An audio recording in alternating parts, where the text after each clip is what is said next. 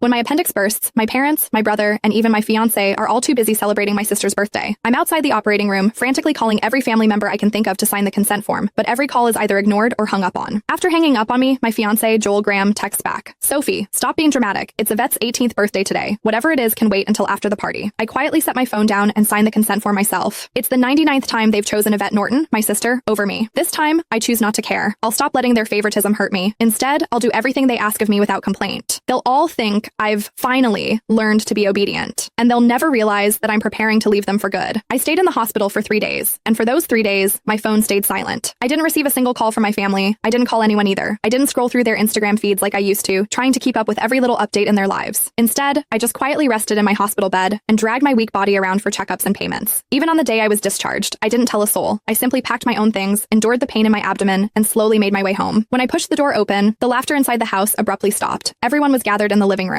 My fiancé, Joel, was sitting beside Yvette with his arm casually draped around her shoulders. The moment he saw me, he pulled his hand back and gave me an awkward smile. "Soph, you're back? Where have you been these past few days?" My brother, Joshua Norton, let out a cold snort. Where else would she have gone to? She just didn't want to show up to Yvette's birthday party. She always has to ruin things for her since she can't stand seeing Vivi happy. I didn't say a word. I just headed straight for my room. Joshua seemed surprised that I didn't argue with him. Normally, whenever he accused me of being selfish, I would break down in tears and desperately defend myself. But this time, I'd kept quiet. My mom rushed over to me with a glass of juice. "Sophia, we were so busy with Vivi's birthday the other day that we missed your calls. Don't be mad at us, okay?" She placed a glass of mango juice in my hand. Although my heart had long since stopped expecting anything, it still ached faintly. I was allergic to mangoes, but Yvette loved them. There was always mango-flavored food and drinks in the house because of that, but no matter how many times I reminded them, no one ever remembered that I couldn't have mangoes. I handed the glass back to Mom and quietly stepped back. "I'm not mad. I'll just go to my room." Just as I turned around, a loud noise came from the living room. Dad abruptly stood up and slammed his hand on the table. He screamed, "Why have you been walking around with that sour face ever since you came in? Your mother already apologized and even gave you your favorite drink. What's with that attitude? It looks like we've spoiled you too much." My heart twisted, and even breathing hurt. Tears blurred my vision, but I still lifted the glass from Mom's hand and drank it all in one go. I then gently set the empty glass down and wiped away my tears. I calmly looked at Dad. "Yvette's the one who likes mangoes. I'm allergic to them, but it doesn't matter. I already drank it all. Can I go to my room now?" "Sophia, why didn't you say something earlier if you were allergic to it? Who told you to drink it? You're so stubborn." Mom panicked and quickly patted my back. Dad looked embarrassed, but he still harshly replied, "You could have just explained yourself. You've always had that unlikable attitude. You're nothing like Vivi. She knows how to communicate." Yvette's voice drifted over from the couch. "Dad, don't say that about Sophia. You'll make her sad." She sounded gentle, but the smugness in her eyes was impossible to hide. Yvette had always used my dullness to highlight her perfection. No matter what it was, she loved comparing herself to me. She would only be satisfied when she got to trample me. I should have felt hurt, but my heart only felt numb. Even when faced with such humiliation, I felt no emotions anymore. "I'm sorry," I said. "It won't happen again."